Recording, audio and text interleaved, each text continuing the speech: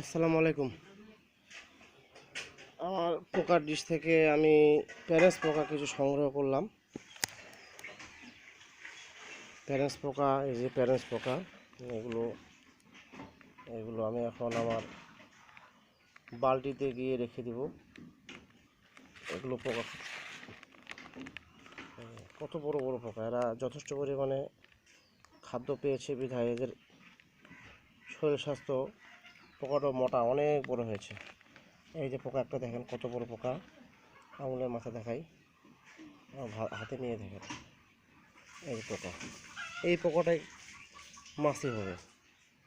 কিছুদিন পরে ওরা খাদ্য, মানে এখন থেকে ওরা খাদ্য খাওয়া বন্ধ করে দিবে।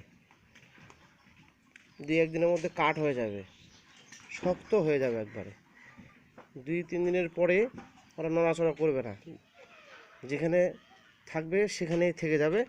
তারপরে 4-5 দিনের মাথায় ওরা এই উপরের খোলসটা, উপরে কালো কালো খোলসটা আছে, খোলসটা পড়ে যাবে, পড়ে গিয়ে মাছিতে রূপান্তরিত হবে, মানে মাছি হয়ে সে বের হয়ে আসবে কালো কালো খোলসটা থেকে।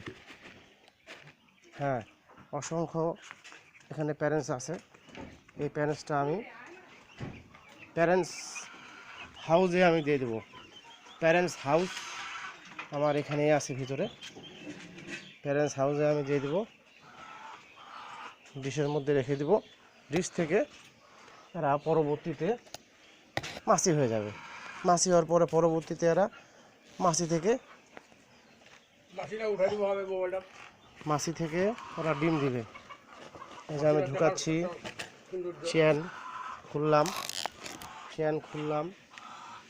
চেন খুলে এই যে আমার প্যারেন্টস হাউসে আমি দিয়ে দিলাম। প্যারেন্টস হাউসে দিয়ে দিচ্ছি। এখানে কিছু দিয়ে দিলাম। দেখেন অসংখ্য মাছি, এরা কিন্তু অলরেডি ডিম দেওয়া শুরু হয়ে গেছে। অলরেডি এরা ডিম দেওয়া শুরু করছে। এদের ডিম দেওয়ার জায়গা হলো কাঠের চিপা, এই যে কাঠ দেওয়া আছে এখানে, কাঠের চিপার মধ্যে ওরা ডিম দেয়। আজকে ডিম নিটিং করার কথা ছিল, আজকে পারলাম না। আজকে খাওয়া দাওয়া করে আমি শেষ হয়ে আমি দোকানে চলে যাচ্ছি।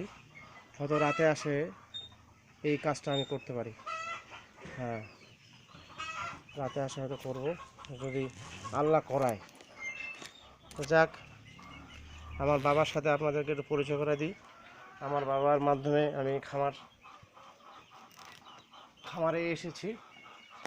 আমার বাবা একজন প্রাক্তন ড্রাইভার ছিলেন। সে যে আপনার সামনে, আবার সালাম দেন সকলকে সালাম। আমার বাবা, আমি হলো তার সন্তান, বড় ছেলে। আমরা 2 ভাই 2 বোন। ওনার হাত ধরে আমি খামারে এসেছি। ওনার খামার এখনও চলতেছে। উনি ওই যে কিছু হয়তো গত 2 দিন আগে আমি আপনাদেরকে দেখিয়েছিলাম, এই যে বুডারের নিচে মুরগির বাচ্চাগুলো অলরেডি বড় হয়ে গেছে। হ্যাঁ, তো মুরগির বাচ্চার বয়স কতদিন হলো আব্বা? কয়দিন হলো? 26 তারিখ, 14-15 দিন। এটা হলো ফার্মি লেয়ার মুরগির বাচ্চা। আমরা ডাইরেক্টলি ডিম থেকে বাচ্চা তৈরি করেছি ডাইরেক্টলি। মুরগি নিতে গেলে তো সরকারি খামারে যে জ্যাম, সেখানে আমরা মুরগি নিতে পারি না। যদি দিই 50টা অর্ডার, সেখানে আমাদেরকে দেয় 5টা 7টা 8টা। এটাতে আপনি কি করবেন? এটা দিয়ে আপনার কোনো কাজেই আসে না, আসবেও না। এই জন্য আমরা প্ল্যান নিচ্ছি যে অন্য দরজায় না গিয়ে, অন্যর পিছনে না ঘুরে আমরা নিজেই বাচ্চা উৎপাদন করেছি। দোয়া করবেন আমাদের জন্য। আমরা খুব কষ্ট করতেছি খামারের পিছনে। এই খামার যাতে আল্লাহ করে আমাদেরকে জায়গা মতো পৌঁছায় দেয়। কারণ বর্তমান ব্যবসা বাণিজ্যের অবস্থা খুব খারাপ। আমি ব্যবসা করছি, সেই ব্যবসা অবস্থা ভালো নেই, আর ব্যবসা করে টিকে থাকা যাচ্ছে না।